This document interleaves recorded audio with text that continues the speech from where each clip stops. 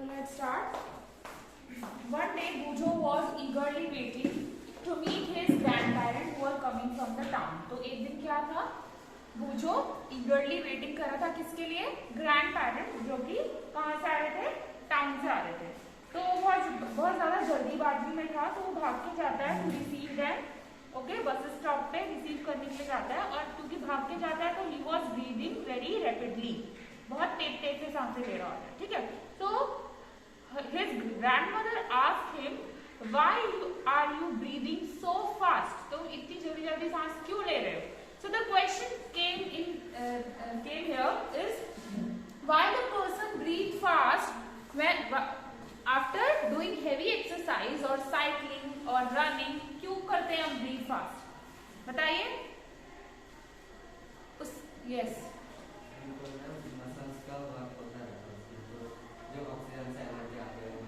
Okay, हाँ, because that time you need more energy. आपको ज्यादा एनर्जी की रिक्वायरमेंट है, ज्यादा ऑक्सीजन चाहिए बॉडी को, इसीलिए you breathe faster by doing any exercise और साइकिलिंग और anything heavy workout. Okay, so why do we respire? हम रेस्पायर क्यों करते हैं? First of all there are two words, breathing और बताया था मैंने आपको, ब्रीदिंग एंड रेस्पिरेशन. ओके, बताया था. ब्रीदिंग क्या हुआ? Tell me. हाँ, द इनहेलेशन प्लस एक्सहेलेशन. ठीक है, दैट इज कॉल्ड ब्रीदिंग. ठीक है, one inhalation plus one exhalation, that is called breathing. Now what is respiration? We are going to talk about this respiration in this chapter. Okay, first of all why do we respire? हम respire करते ही क्यों हैं? तो देखिए, human body is made up of a cell. Everybody is know. Okay, all of you know that cell is a basic structural and functional unit of life. Cell क्या है? एक बेसिक स्ट्रक्चरल और फंक्शनल यूनिट है life का. ओके, सेल से मिलकर बनी है हमारी body. I told you that cell combine to form a tissue, tissue combines to form a organ, organ combines to form a organ system, and organ system make a body. बताया था. तो cell is a basic structure and functional unit of life. Now cell have to perform these function like nutrition, transportation, circulation. cell को करने हैं सारे काम. In order to do this, cell need energy. cell को क्या चाहिए? Energy. वो energy कहाँ से आएगी? ऑक्सीजन जब बॉडी में जाती है, जो हमने खाना खाया है उससे आएगी एनर्जी, है ना? हमने, लेकिन एकदम डायरेक्टली तो नहीं मिलेगी. क्या होगा? आपने खाना खाया, you are inhaling oxygen in your body. Oxygen help in the break down of that food you have eaten. जो भी आपने खाना खाया था उसके ब्रेक डाउन में हेल्प कौन करेगा? ऑक्सीजन. जब ब्रेक डाउन होगा then the some products will be form. यहाँ पे मैं खाने को ग्लूकोज का नाम दे रही हूँ. बॉडी में हम खाने को ग्लूकोज का नाम दे रहे हैं. ठीक है, ऑक्सीजन की हेल्प से ब्रेक डाउन होगा. इन द प्रेजेंस ऑफ ऑक्सीजन क्या बनेगा product? CO2 plus water plus energy. Okay, CO2 plus water plus energy, ये प्रोडक्ट क्या होंगे? फॉर्म होंगे. समझ में आ गया? समझ में आ रहा है? तो CO2 तो हम रिलीज कर देते हैं, एक्सहेल कर देते हैं. वाटर एनर्जी हम यूज कर लेंगे अपने काम के लिए, और वाटर इन आवर बॉडी. ठीक है, सो क्या हो रहा है? ब्रेक डाउन हो रहा है फूड का ऑक्सीजन की हेल्प से. ऑक्सीजन कब आएगी बॉडी में? While inhaling. Okay, now it doesn't mean that any other gas is not going to your body. Okay, whatever there is in the environment, everything goes inside. Okay, but the ratio of oxygen is more than any other gases. समझ में आ गया? Oxygen ज्यादा होगा inhale करेंगे, और carbon dioxide की amount ज्यादा होगी when we exhale. ठीक है, इसका मतलब ये नहीं है कि इनहेल जब कर रहे हैं तो CO2 नहीं जा रही है बॉडी में. जो एनवायरमेंट में प्रेजेंट होगा वो जाएगा. समझ में आ रहा है? Now in the presence of oxygen, जो आपका फूड है, it break down and form CO2, water and energy. कितना समझ में आ गया? Because this is happening inside the cell, so this is called cellular respiration. क्या बोलेंगे इसको? हाँ, क्योंकि ये सेल के अंदर हो रहा है सारा function, respiration. Okay, so glucose break down to form CO2, water and energy. Now this is happening inside the cell, that is why it is called a cellular respiration. Now there are two types of respiration, दो तरीके के respiration होते हैं आपके. Now I'll talk about that. पहला है आपका aerobic respiration, second is anaerobic respiration. अब difference देखेंगे. और दूसरा है आपका anaerobic. Now aerobic respiration मतलब in the presence of oxygen, मतलब ऑक्सीजन की प्रेजेंस में. And anaerobic मतलब in the absence of oxygen. समझ में आ गया?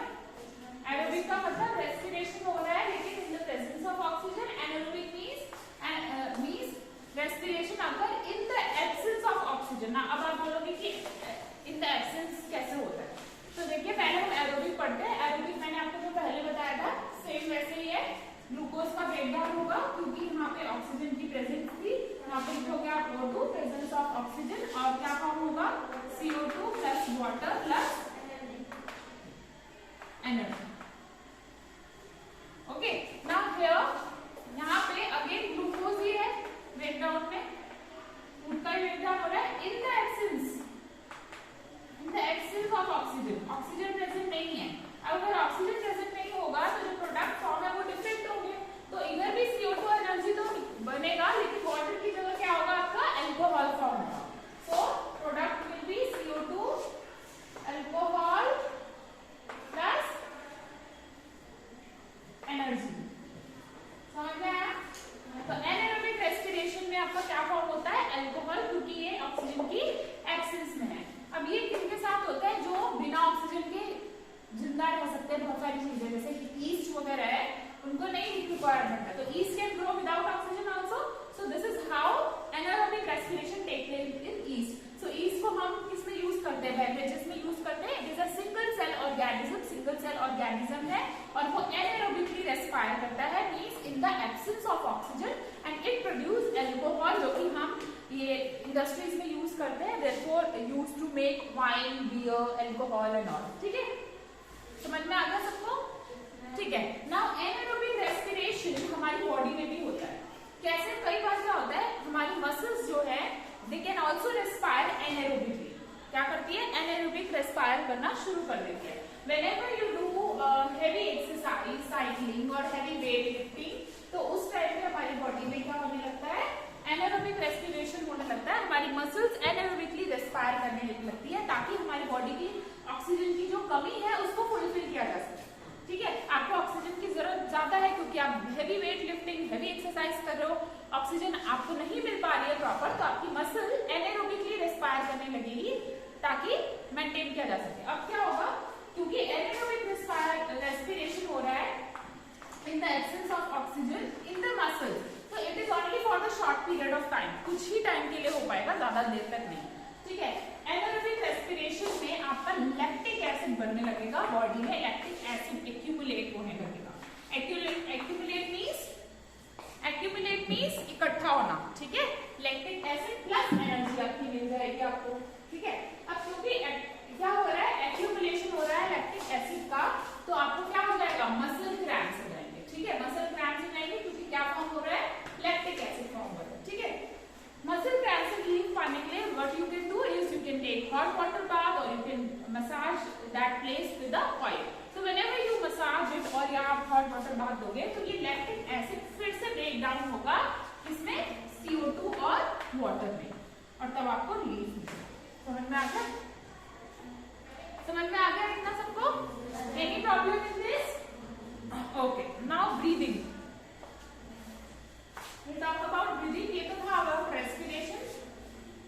Breathing मैंने बताया था क्या होता है breathing. Nostrils close करते हैं तो सांस नहीं ले पाते. बहुत देर तक क्लोज करेंगे तो मर जाएंगे. ठीक है, तो बहुत ज्यादा टाइम तक हम सांस को कंट्रोल नहीं कर सकते. तो जो ये हम ले रहे हैं सांस अंदर इनहेल कर रहे हैं और exhale, that is called breathing.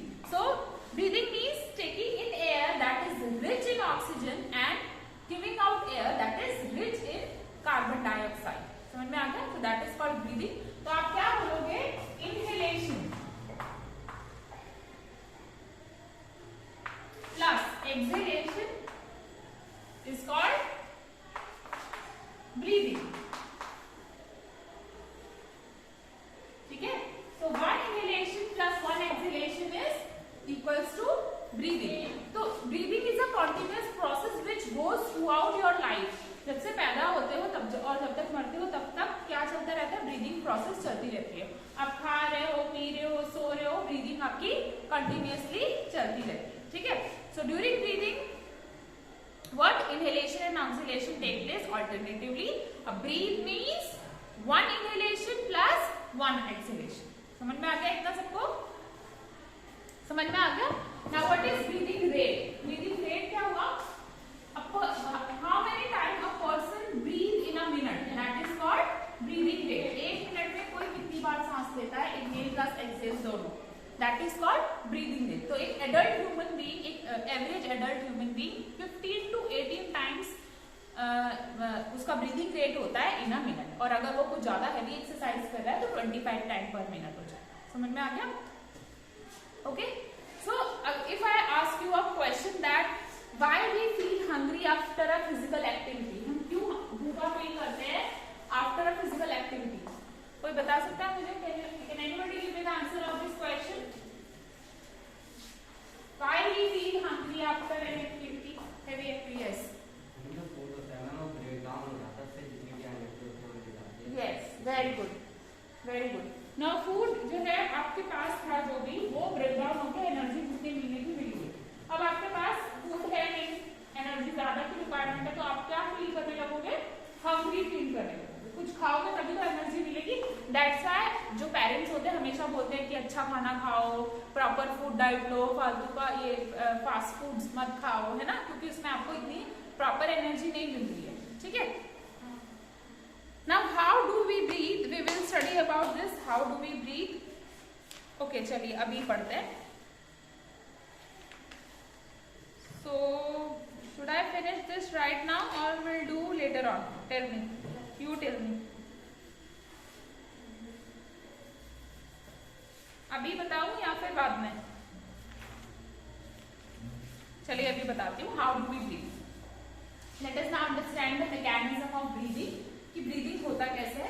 So normally we take air through our nostrils. हम नॉर्मली सांस कैसे लेते हैं? Through our nostrils. अब आपने देखा होगा नॉस्ट्रल्स में आपके हेयर्स प्रेजेंट होते हैं ताकि जो पार्टिकल्स है या जो भी डस्ट है वो आपके नोज में अंदर नसल कैविटी में ना जाए. ठीक है. तो वो हेल्प करता है उसको वहीं पर रोकने के लिए. कई बार वो पार्टिकल्स अंदर चला जाता है नसल कैविटी में और आपको इरिटेशन होने लगती है एंड यू स्नीज. आप क्या कर देते हो? छींकते हो. ठीक है, ताकि वो पार्टिकल बाहर आ जाए. सो व्हेनेवर स्नीजिंग, अगर ये क्वेश्चन आता है कि व्हाई डू यू स्नीज, तो you know that any dust particle, pollen या something which goes inside, it create irritation in our muscle cavity and that's why we sneeze. Okay. So whenever you sneeze just close your nose and mouth both, because जब आप sneeze कर रहे हो तो वो particle बाहर आ जाएगा, कोई और उसको इनहेल ना कर ले. ठीक है. So this you have to maintain. Now we were talking about कि हम ब्रीथ कैसे करते हैं. हम ब्रीथ करते हैं नोस्ट्रल्स के थ्रू. Air goes inside. Now air goes through our wind pipe to our lungs. Wind pipe के थ्रू लंग्स में जाता है. नाउ लंग्स के पीछे एक फ्लोर होता है उसका मसल्स का, दैट इज कॉल्ड डायफ्रैगम, और ऊपर रिब्स स्ट्रक्चर होता है. सो ऐसा सा ये मसल स्ट्रक्चर और बाहर से रिब्स का स्ट्रक्चर. ठीक है. रिब केज आपका रिब केज होता है और यहाँ से आपका ये लंग्स होता है. इसका काम है लंग्स को प्रोटेक्ट करना. ठीक है. तो नीचे का जो बेस है that is all diaphragm.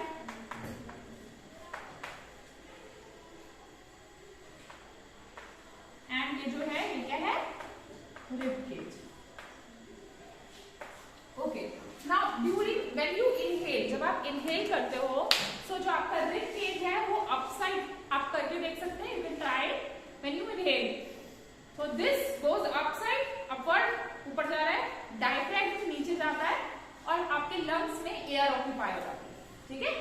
So your chest rib cage moves up, diaphragm moves down and the lungs are filled with